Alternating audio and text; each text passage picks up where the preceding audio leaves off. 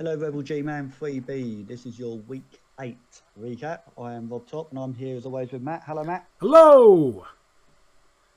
So, week 8, I am struggling in my division, getting bored of everything, but 3B is keeping it all alive for me. How about Absolutely. Yeah, I drew again this week. I made a tactical error. And had I not made that tactical error, then I probably would have got a much-needed win. So I think my dreams of the playoff are not quite where I'd want them to be. But we've still got, as you have commented upon... Oh, question. Your guy, you killed a Minotaur with break tackle and 2 heads, Yes, didn't you? I did. And maybe people out there can tell us if 2 heads works with break tackle or not. I think it should. But, yeah, I'm not sure. I know my opponent did not use his Apothecary on it, which I don't think they had confidence in that particular skill choice. But yeah, that is what it is. And you know, just because we've not had a particularly energizing week in our own matches, we can go as you have intimated towards the fantastic cavalcade of action that we've seen this week in 3B. We're going to start off with the Warriors of Coney Island versus the Very Dead Corpses. This was pretty close in terms of TV. We had 1730 for the Warriors and we had 1780 for the Very Dead Corpses. Warriors of Coney Island choosing to spend some of their own money on a bribe, and they also got +1 fame. But let's see how that shook out on the pitch. Yeah, as you can see, Chaos starting with the kick, a perfect defence to kick things off. Yeah. Necro getting the ball on their werewolf, and you know, holding back, as is frequently the way to push down the sidelines here. Chaos trying to get all the way around and block them off and just do a little bit of damage where they can, stamping upon that flesh golem and you having to use the bribe about halfway through the first half. As you can see, clearing a little bit of space here, and the werewolf with the ball, they're just so fast, and if you can loop past their natural movement's good, but they do need to go for it. It's going to be does make it, makes it, and takes the risk for another one as well. Wow. And yeah, the Chaos kind of get through, and yeah, they go for the stall, just completely able to outpace everything down there. That wolf is. Was that additional go for it needed so he couldn't get? I suspect so. Yeah, I didn't know at the time, but as you can see, just clearing up pitch while that wolf is running away, not chasing its own tail, chasing the ball. A far off camera work foul right down there, not doing any damage there. Blitzing past this marking zombie, and those wolves are indestructible, don't they? They really do. And knocking it down. The best you can do is to try and get that one tackle zone on the ball, but it does not work. And yeah, from here, just a little bit of damage once again, just taking the opportunity just to whittle down as much as possible. To get a KO from that 2 dice block, and then once you've freed up your blitz there with your killer, you can usually run that home right in the first half to go up 1-0. I'm surprised he didn't get the running yards, running along and then coming in at the end. He obviously don't care about that stat. Indeed, and Chaos, injuring Smeagol. They've done a counter, a blitz, a counter push themselves. Once again, halfway through the second half, clearing the way, and yeah, able to just. Ooh. Oh, no, they'll go for it. That's loads, isn't it?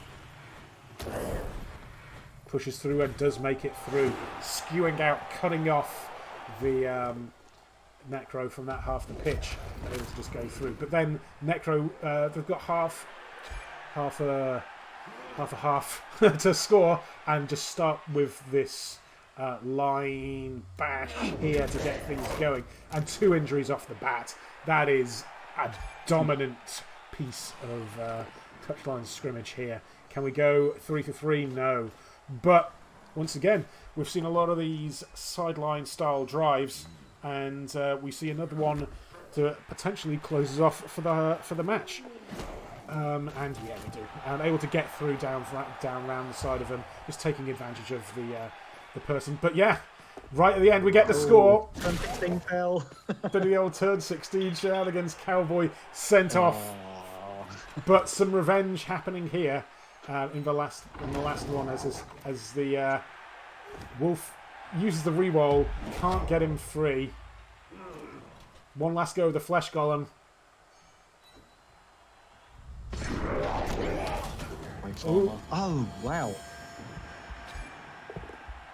Apo to the bench, but yeah, that got really that escalated really quickly at the end of that match. There did not like that foul, but I know how good those werewolves are. You've got to be tempted to stick the boot in.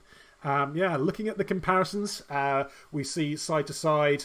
From the Warriors, Kochi's got a level up. That's number 7 down here. This is the killer with Mighty Blow and Block, and now takes piling on. Taking potentially claw last there, which is interesting. I don't usually see it that way around, but I guess looking ahead, they might have some less heavily armed opponents, which is interesting. So, yeah, and no big injuries running through. Just level up on your killer.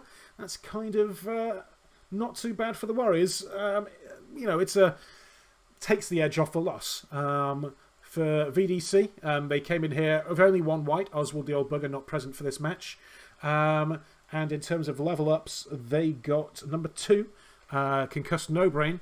Once again, going the killer route, taking Mighty Blow on top of that block guard Mighty Blow combo. And yeah, back up to full strength moving forward. You love to see it. Yeah, I bet it's opposition, don't you? Indeed. Yeah, it's such a nice team. The Werewolves, say it week after week. They're outstanding. They're both built so well. It's unbelievable. Yeah. So and they're indestructible, as we said earlier. They survive every foul and every lightning bolt. So will it last all season? Wow. Speaking of things that are almost indestructible, Goblins and their fanatical devotion for doing just the funniest plays. Because you got to see against Woodward as well. So let's go through it. All right, so we got Sabretooth Badge 3.0 at 1570 and Trusting Gob at 1180. So that gives them 2 bribes, a wizard and Ripper, but they only have 1 troll for this game. So they do. Let's see how we get on. So in the rain, another perfect defense, which is highly annoying for them. Goblins going for that. Go. I was going to say the tree and the troll have a little bit of a fight, but as you see, the troll does take out Dishonest Jack. And he hasn't got any Apo bites, so he's gone. Nice leap here. Sidestep saves the day from the ball actually going off the pitch, or does it? Just go to the no hands. That's a good bounce. I like that leap versus leap battle there. But the War Dancer bottled it a bit and just ran away. This play. Oh! Ouch. Comes to nothing. No. He's down there.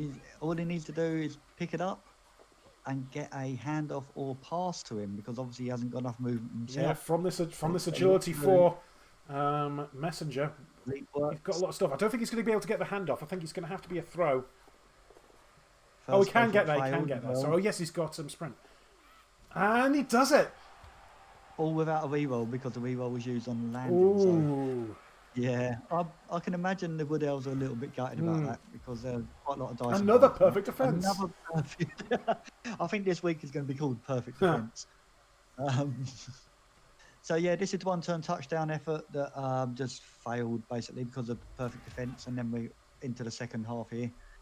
And I thought the Wood Elves were going to stall it for the 1-1 draw, because the Goblins do have a wizard left, and we've got 5 turns with a wizard and the Pogoer, so they must feel confident in their ability to win this leap versus leap fight, and they do get it down.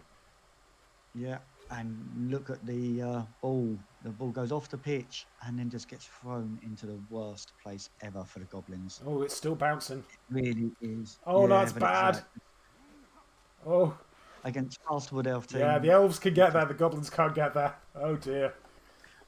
So I've shown quite a lot of clips coming up for this bit because I was impressed with both teams how they dealt with it. So obviously the strength 7 tree taking out the.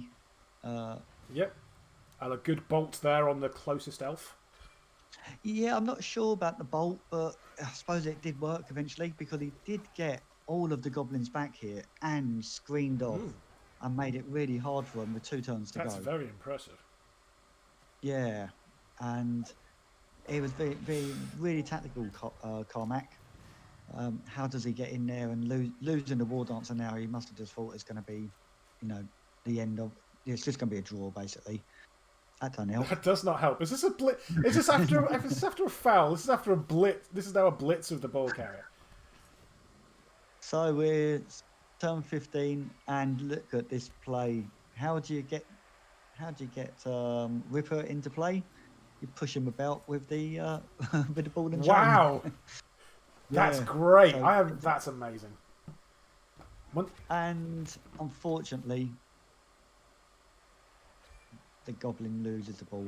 So what looked to be like quite a secure 1-1 draw, possibly a win, which a very unlikely win, does turn into the Wood Elves doing Wood Elf stuff and getting the turn 16 touchdown. Oh, very good. Brave play from the Wood Elves, playing the way they did, but it paid off. Yeah. So, do you want to talk us through the differences? Level ups.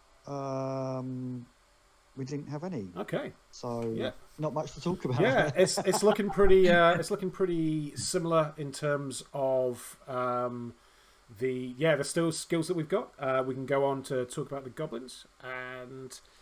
They obviously get their troll back and a couple of other players. players. They'll get their troll back. They'll get a few other players back. They're mostly there. Any level ups for the goblins?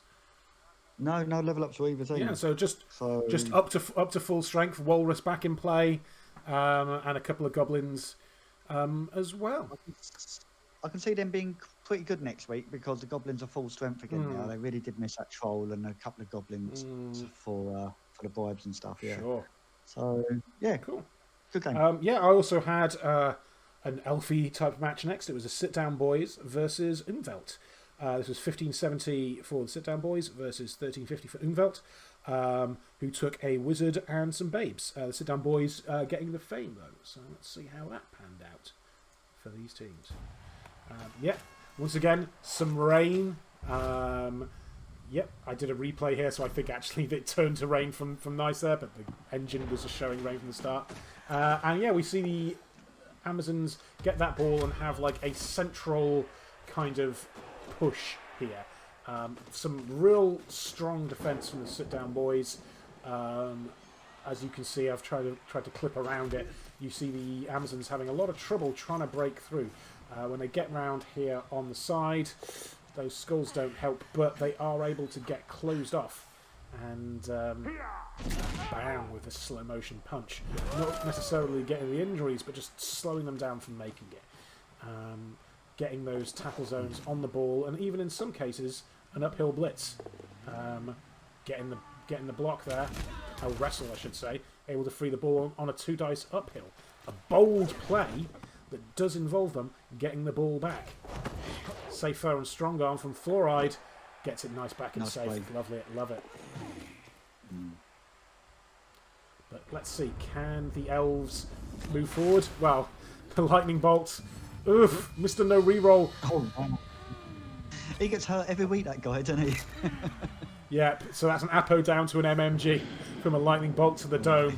So we'll see if there are some options now for the Amazons. Making the Amazons use the wizard on their own drive is pretty good. Yeah, certainly forcing it through. Especially, we had some worrisome situations, some potential surfs going on, but everyone able to just about get free as we see the elves just try and concentrate with those high agility pieces just to see if they can get through. Leaping, getting the pick, and a handoff. Oof. Does it go safe? It does. Amazon's able to get there though, only getting the push. The reroll to another push.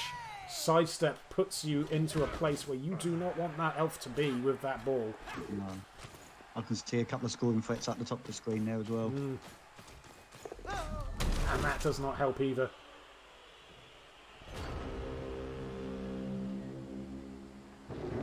As we move on to the Elven turn. Just It's ain't looking good for the Amazons here, no, is just it? freeing them up. Gets the power, only need a push there. Gets the stun.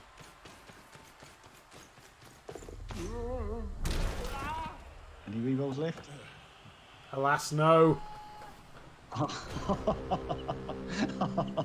unlucky is that? It is unfortunate. As we come through, as we come through, we can see the elves staying back with the ball in their own half, fairly common, and we see the Amazons making that big push through, them forcing the elves to move forward.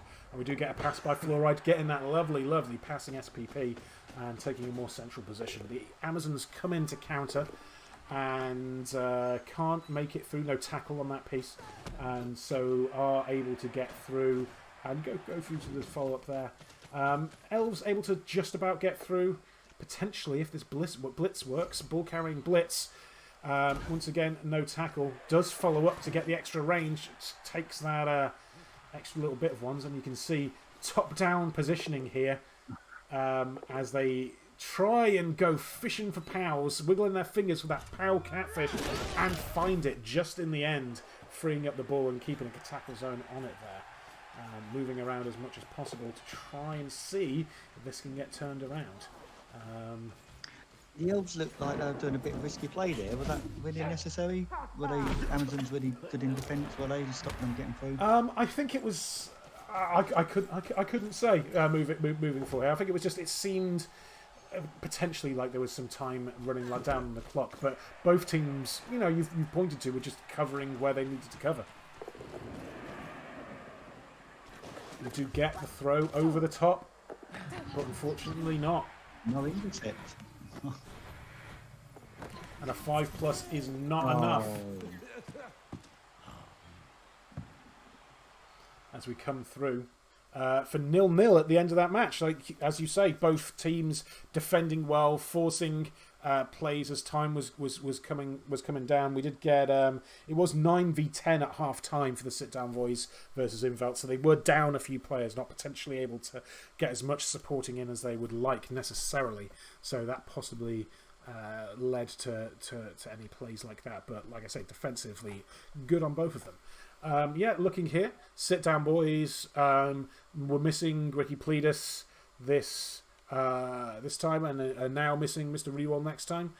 In terms of level ups, no one for the sit down boys, and for Umvelt, once again no level ups, but no major injuries for them at all as well. Just keeping slow and steady. Marjorie Stoneman Douglas, absolute star there. And elsewise on the team, a nice good mix of guard and a catcher, all this kind of stuff as well, plus agility, plus movement, the kind of thing you want to see on an Amazon team. And 11 players, which is nice. As an Amazon coach, any comments yourself? 11 players, it's lovely. He's taken a bit of a beating. Do you remember a couple of weeks ago he lost about 3 or 4 players, didn't he? So he's trying to rebuild now. He's kept a couple of the stars, but that's a hard rebuild in this league, I could imagine. Yeah, and speaking of hard rebuilds, TI4, who lost a throw-ra themselves a little while ago, they're up next in the match that you saw. Yeah, against the Tasty Tunes, we got TI4 at 1590 and Tasty Tunes at 1520. So just babes. Let's have a look. So perfect defense, and it really hurt him because when you got 4 strength 5 players. Oh, that's rough. Yeah, honestly, just. Oh, that's rough. How bad's that? Really bad. And that's one of his best players as well. That's one of his killers, just badly hurt, and he didn't want to use the Apo straight away. I think that's a good shout, but it's cost him an important play, you could say. And the Kenway just had complete control because of that perfect defence. screwed him totally. He was jinking around, going left to right. He was trying everything, even removing the Tomb Guardians. Nice. The Tomb Guardians kept just sort of staying within the dotted lines, moving left and moving right, and just keeping that control needed. Nice surf there as well. Yeah. He had a double go for it with a movement 5 Tomb Guardian to get to him. So you don't expect Tomb Guardians to be able to move 7 squares. No, you do not. And it seems like, it caught him out. Frees the ball and does a little bit of damage. What was the injury there? Sorry. We can see at the end. That's all right. Yeah. This is a handoff. So will this work? Yeah. It is Kenway in fine health action. Oh God! Just woof. Just completely stacks it. Yeah. So midway second half now. There weren't a lot to show really because Kenway caging up, just bashing them up. Look at the injuries. Yeah, I was just looking at those on the top right. In no rush to score, just doing more damage and just getting a touchdown there right at the very end. Easy game for Kenway, all because of that kickoff event right at the very beginning. Just completely. Yeah, sometimes it can go like that, like a perfect defense, a blitz kicked off some of my poor luck this week as well. So I feel for you, I do. Yeah. Amahep got his second skill. Not sure what he's chosen. I'll have a look. Okay, yep, it's up here, and it is on Amathep, which was a guard Tomb Guardian. Is now a guard Mighty Blow Tomb Guardian. Was nice to see. Surprised. I was going to say surprised no block, but it's a double for them, isn't it? Yeah. Oh, maybe break tackle would have been a good skill there because he's got no break tackle on any of them. Yeah, but he seemed to be using them in a more defensive kind of stationary positioning rather than.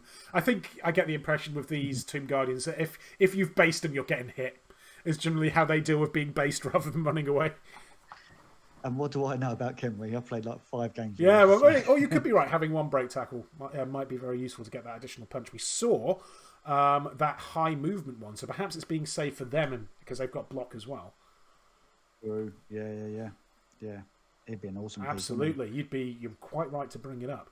But yeah, we're also seeing another skeleton coming in at the bottom. I've not moved around everyone to match each other, but yeah, we have an additional skeleton friend to round out that bench. Tasty Tunes now bringing those up. They were. Oh, I didn't mention, did I? They were without their troll. They were without a troll, and they were without their 2 heads goblin wrestle person as well. And they go from that to missing out Korma maybe the lineman today. And go through the other things. Yeah, they got a level up on Corn This Way. That was the only level up. So Corn This Way, first skill. That is a 2 heads. Yeah, why not? Yeah.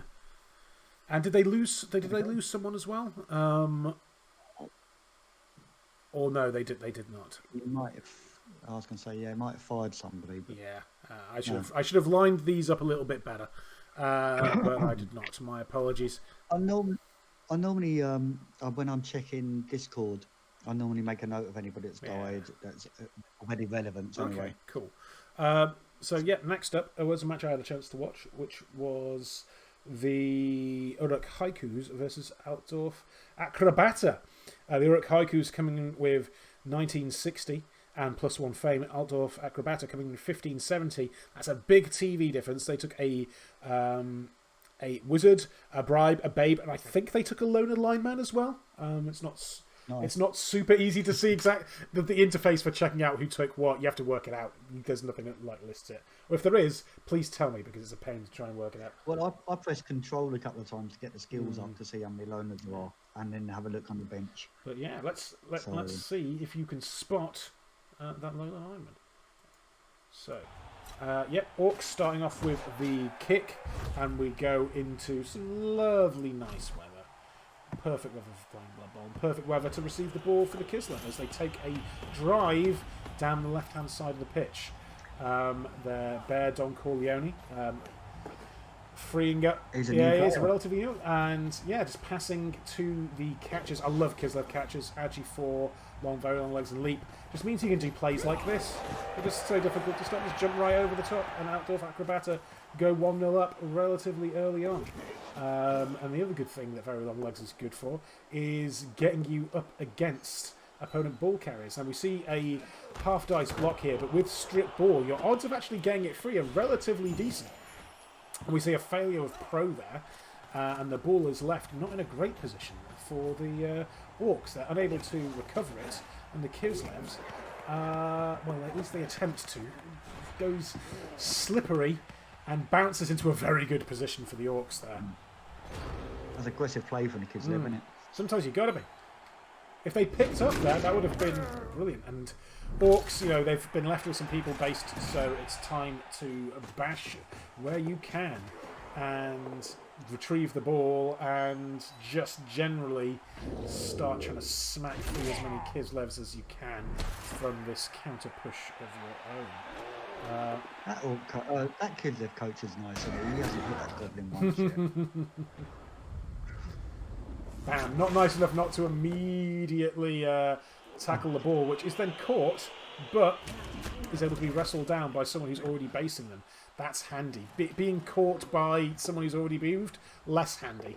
But they are able to, well, we'll see what happens when that happens. And you are able to counter blitz with the Orcs when it is their turn. Ball does not go free off the pitch.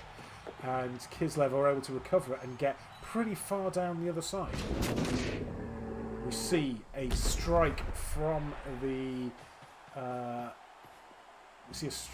Black Orcs, but they're not able to take it all the way home. We now go on to the second half, and once again we see another leaping, blitzing free of the ball as it goes all the way back. Now in a slightly better position. Yeah. Able to pick it up, get free, recalculate slightly, and then get it safe all the way to the other side. Good play. Those big, big, big long legs on the blitzers there as well means you can get it safe and transition it round to go 2-0 up from Outdoor Acrobata. They love to see it. We've got to be a bit frustrating for the Orcs, but they are making their own kind of passing play as they go to the Goblin. Get it there. He's going to go pass play with the Goblin, is he? Oh, go on. Oh, that was just keeping it in case the sure feet fell over, I'm sure. But they were able to counter score and get that score with Leaf on the Wind, one of the most experienced players in the league. We see another bit of passing play from the Kislev here.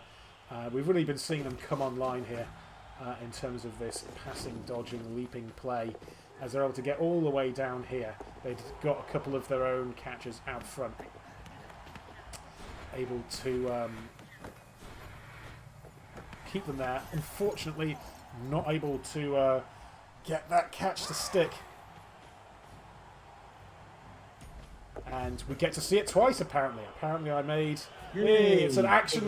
It's so good. It's an action replay. Obviously didn't check through this far when I was doing my thing. Thought this one was a bit long. And so, yeah, as you can see, go through. Unfortunately not get the catch. And we're now in a... Deja vu. We're now in a position where the Orcs can potentially try and counter score here. Long shot, but yeah, you can. The Goblin's in range. Oof, unfortunately, it goes free. And boom. Coach Cole was due. He was due a win. He was due some nice players, and he was due. I like how he does this. He does this the mean way as well, where you do the serve first. Love it.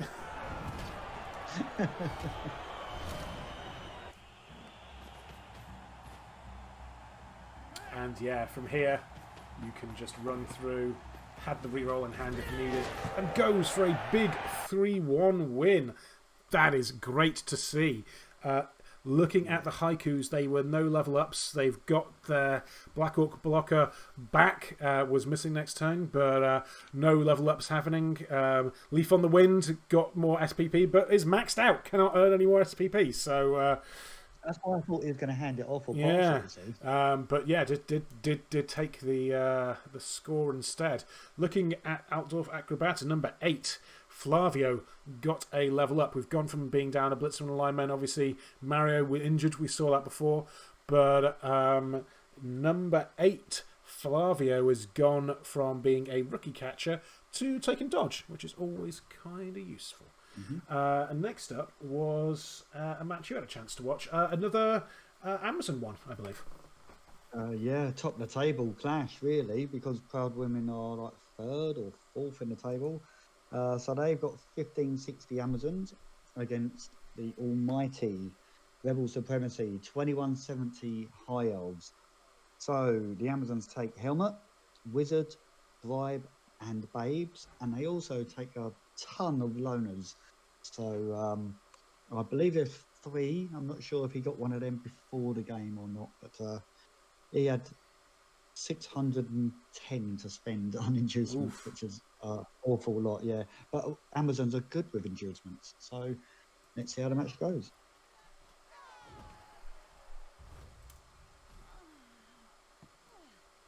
So Rebel Supremacy have been sort of quite keen to score early in their games, haven't they? Failed Wizard there, ouch. So that's 150k down the pan. Oh, it's the... And they just screen off lovely. They just make it hard for the Amazons to get a hit on the ball. Lightning takes a bit of a whack there, as you can see. But a baddie hurt, not echoed. And the Amazons have a bribe, so they're just fouling every opportunity they can. And considering they're both fighting for the playoff positions, I think trying to hurt the other team as much as you can is a really good tactic. Hate to see the double skull. Yeah. Yeah, got tackle. In fact, he did really well with his blitzes, always making sure he blitzed for tackle. Madford's been playing extremely well this season, and that is a niggle on a very good player there. That's unfortunate. That's a long one. But play. Oh, desperation interception. Yeah. So right, I've pointed out here a little bit that I noticed is what I struggle with Amazons is you can sort of get boxed in really easy because you need to protect the ball so much, and then you want everyone, they're so slow, you end up with everyone sort of grouped together. Anyone that strays off generally gets killed or taken off the pitch. So as you can see here, the High Elves have got just this really nice sort of lined screen going on that just makes it like really hard. I was watching the replay in quite depth. I actually watched the whole game. And just trying to see like how Amazons are going to break through here because it was just looking impossible. And then the High Elves just leave this massive corridor to run through for no reason at all. I think they just got a little bit greedy on the trying to remove players, and it's cost them big time because leaving a window like that to get through, the Amazons have just managed to run their whole team through pretty much, and then get a cage forming. And it's hard work from there because now the High Elves are out of position. As you can see, they get a bit of a screen going, but it's only a 4-man screen, and it's easy to push or power them out of the way and still get people running around. Well, so getting a KO removal is going to help as well.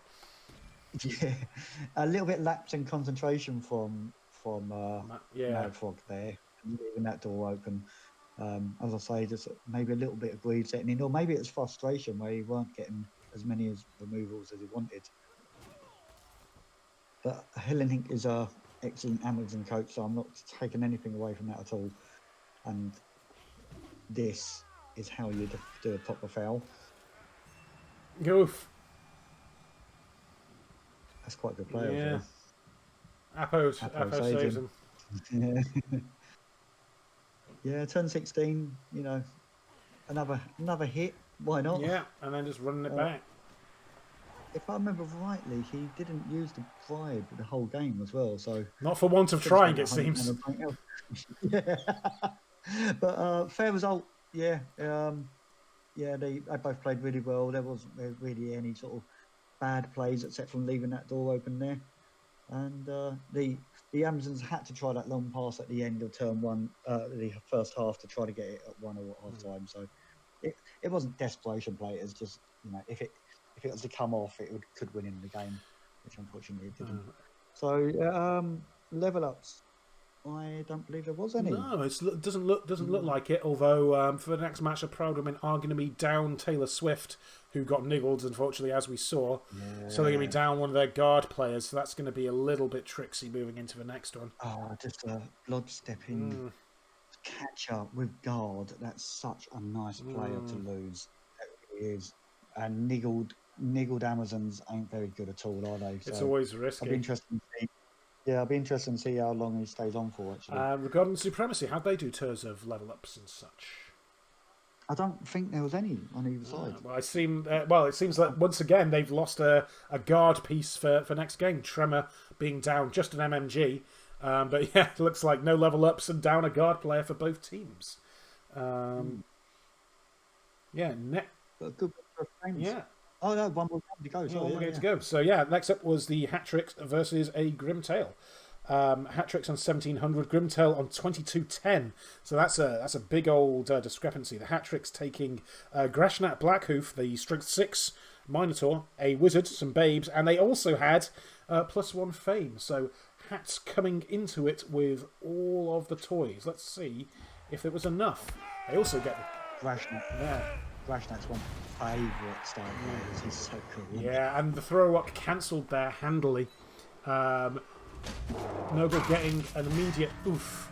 And once again, a strong opening drive here from the touchline as we get not quite two opening injuries, but 2 opening KOs is... Oh, wait, sorry, spoilers. Yeah, kick him in the head when he's on the ground. Now it's a KO. So that once again are 2 blockers as well. Being down 2 blockers that early is tough as a Chaos Dwarf. You're laughing because you remember when it happened to me. But no, I'm laughing because Grashnat doing Grashnat things, just getting up and falling. Oh yeah, just immediately gets a double skull. Yeah, sorry for going over the top of that, but it's just very unfortunate, and they're just able to come back around and just basically. Yeah, I know. I was considering filming that, but I decided to keep it. And basically, yeah, they were able to just strangle down, just take advantage of that player advantage, and just run it on through, leaving the Hat-Tricks in a position where really have to push it to try and get through. It's difficult to do an on-demand short-term score as Chaos Dwarves, but let's see if they can pull it off. Certainly their cage, that's a hell of a cage. That's a hell of a cage. Grashak. It's a double go for it and score from there. Yeah. They do get a little bit. Yeah, and oof. That's going to cause some problems. Getting that big tentacles player here. How do you get rid of that? Well, first of all, let's just do a little bit of damage while we can. Those rotters, well, they decay, and so let's take them out. Like, trying to buy some time to think about how to deal with that tentacles player, because there's probably not many ways to deal with this that aren't an uphill block. Or Grashnak. Well, Grashnak could, but Grashnak is clearing the way up here because you need to get all that all the way free if you're going to do it. So clearing Grashnak out here is probably the correct call, and you've just got to see what you can do. And alas, you do get a push with that uphill. All you've got to do now is blitz this guy out the way on an uphill, on a 1 dice, and you get a skull. Oh. He lives. But his noble drive was not to be as we move into the second half. A pitch invasion. Bam. Takes out quite a lot of the Nurgle there. If they'd been able to come into this 1-1 at half time, then that would have been very good for the Chaos Dwarves here. I guess they could have just stalled this out, but now they've got to play for that. If they want to go for the win, they've got to go for the score and break the drive. Grashnak doing Grashnak things. He looks great, doesn't he? He's just a big, beefy, bovine boy. and we see just putting some tackle zones on those Nurgle and going for the quick score. You've got the Wizard though as well, so you've got some options. Yeah. Going in and Grashnak doing Grashnak things, immediately falling foul appearance. Wizard able to free up the ball here as the Nurgle were able to get through that gap you see in the centre. And oof. Go for it. Do get the knockdown though, and are able to get a little bit of control. Tackle zones on the ball-wise. Eventually though, the Nurgle are just able to power through just that additional strength, just able to give them that just bit of extra oomph to wrestle control of this ball away from the Chaos Dwarf tackle zones and back into the hands of a lovely, lovely Pestigore, as I'm sure you'll see in a second. As these Rotters are able to get it up, basically able to get it all the way down there. And we do see this uphill block to try and not get surfed off the pitch there by Grashnak. That high strength tentacle is not used to being out-muscled, but the big bull will be someone who can do it.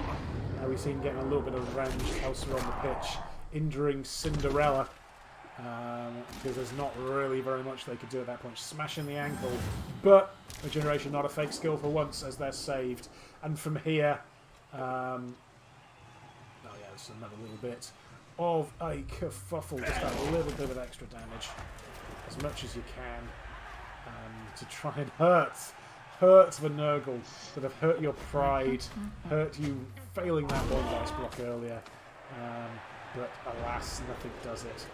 They can just run for the 2-1 victory to Grimtail. Despite all the damage, 11 versus 11 at half-time, just a big hoss fight, beating each other up. Level up-wise, the Hats had number 12, Break My Bones, went from a movement wrestle hobgoblin to a movement wrestle tackle hobgoblin. That's a nice little sweeper you got there. In terms of missing next matches, Mad Max 2, the Bull Centaur, is not going to be present for the Hat Tricks next match. And Grimtail, they had quite a few missing next games, unfortunately. Took a little bit of damage there. We saw Shari, we saw someone getting killed, unfortunately. Exclamation mark, I believe, went down. Rumpelstiltskin out, Tristan the Brave out, Shari the Morbid out for next match. A lot of movement busts there. And we just about get through all of the matches. Just a good player for next game. I need that Tentacles Strength 5 guy. Yeah. I know he's only movement 3, but it's still a good player to lose. I think this is right. If this is wrong, apologies, Grimtail. I didn't take the screenshot at the right time, so I had to go back and rework this out because Grimtail have played another match, of course. So apologies if you've seen any errors on the right-hand side of the screen for those ones. That's why that is. Here's where we're at this point in the week, and yes, Mad Frog's still at the top of the table. Yeah, the cracks are showing though. Everyone's catching up with him a little bit. Yeah, it's a really bad time to be on holiday and not be able to play your match and get a concede loss. But unfortunately, that is going to be the case for Mad Frog. Who's he playing? We'll see in a second. I think it's the Warriors, but we'll check. But yeah, no, good luck. Have fun on your holiday, Mad Frog. You deserve a break. Pretty sure you'll be able to pull back, and I don't think it's going to do too much damage to your cup or to your playoff hopes. I don't know. I'd have been thinking about cancelling the holiday. That's playoffs. Sorry, family. I've got to stay.